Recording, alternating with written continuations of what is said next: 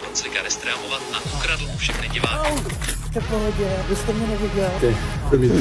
Chcete zavolat rychlou? Srazil cyklista a on den nestreamoval. Den na to, abyste chápali celý lore. Kdo udělal TikTokový edit na Brunclíka? Probílej edit, že umřel. To byl jediný jeden TikTok, jediný jeden, co byl.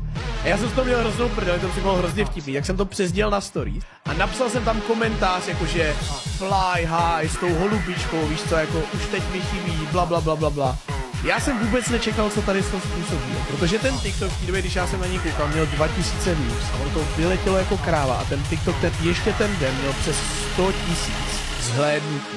A fakt jako lidi začali všichni kolektivně, jak u mě na streamu, tak po Twitchi, tak na TikToku v komentářích začali psát, že Brunclík umřel. A mě fakt jako psali desítky lidí. Ahoj, co se stalo Brunclíkovi? Zakázané přijímat objednávky, OK. Tak už jsme dojeli. Výborně, to se to tvrdím.